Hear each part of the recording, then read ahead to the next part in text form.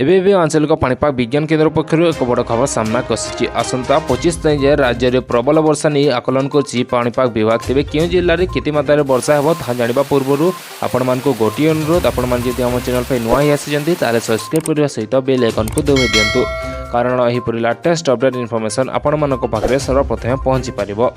ତେବେ ଚାଲନ୍ତୁ ଡେରି ନକରି ଖବର ଉପରେ ନଜର ପକାଇବା। ବର୍ତ୍ତମାନ ରାଜ୍ୟର ବିଭିନ୍ନ ସ୍ଥାନରେ ଘନ କୁହୁଡ଼ି ଦେଖାଯାଉଛି। ସକାଳୁ ସକାଳୁ ଗାଡ଼ି ଚଳାଚଳରେ ବହୁ ଅସୁବିଧାର ସମ୍ମୁଖୀନ ହେଉଛନ୍ତି ଲୋକେ। ତେବେ ଘନ କୁହୁଡ଼ିର କାରଣରୁ ରାତିର ତାପମାତ୍ରା ବୃଦ୍ଧି ପାଉଛି, ଯେଉଁ କାରଣରୁ ଶୀତରୁ ରକ୍ଷା ପାଉଛନ୍ତି ଲୋକେ। ହେଲେ ରାଜ୍ୟର ବିଭିନ୍ନ ସ୍ଥାନରେ ହାଲୁକା ବର୍ଷା ନେଇ ମଧ୍ୟ ଆଶଙ୍କା କରୁଛି ପାଣିପାଗ ବିଭାଗ। ଆଭ୍ୟନ୍ତରୀଣ ଓ ଉତ୍ତର ଓଡ଼ିଶାର ବିଭିନ୍ନ ସ୍ଥାନରେ ସ୍ୱଳ୍ପରୁ ମଧ୍ୟମ ଧରଣର ବର୍ଷା ରହିଛି।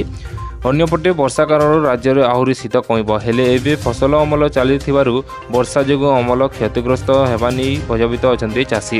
ଅନ୍ୟପଟେ କେତେକ ମଣ୍ଡିରେ ଧାନ ମଧ୍ୟ ପଡ଼ି ରହିଛି, ଯେଉଁଥିରେ ଚିନ୍ତାରେ ଅଛନ୍ତି ଚାଷୀକୁଳ।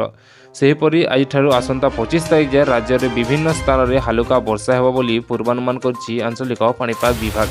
ସେଥିମଧ୍ୟରୁ ବାଲେଶ୍ୱର, କେନ୍ଦୁଝର, ମୟୂରଭଞ୍ଜ, ଭଦ୍ରକ ଓ ସୁନ୍ଦରଗଡ଼ରେ ବର୍ଷା ହେବା ନେଇ ଆଶଙ୍କା ରହିଛି। କିଛି ସ୍ଥାନରେ ପ୍ରବଳରୁ ଅତି ପ୍ରବଳ ବର୍ଷା ହେବାର ସମ୍ଭାବନା ରହିଛି। କିଛି ଦିନ ରାଜ୍ୟରେ କୋହଲା ପାଗ ମଧ୍ୟ ଜାରି ରହିବ ବୋଲି ବିଭାଗ ପକ୍ଷରୁ କୁହାଯାଇଛି।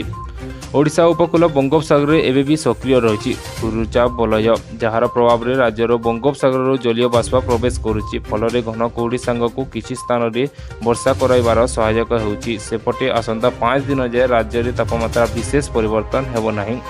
ତେବେ ଆପଣମାନେ କେଉଁ ଜିଲ୍ଲାରୁ ଏହି ଭିଡ଼ିଓ ଦେଖୁଛନ୍ତି କମେଣ୍ଟ ମାଧ୍ୟମରେ ନିଶ୍ଚିତ ଭାବେ ଜଣାଇବେ ଏବଂ ଲାଇକ୍, କମେଣ୍ଟ, ସେୟାର, ସବସ୍କ୍ରାଇବ୍ କରିବା ପାଇଁ ଜମାରୁ ବି ଭୁଲିବେ ନାହିଁ।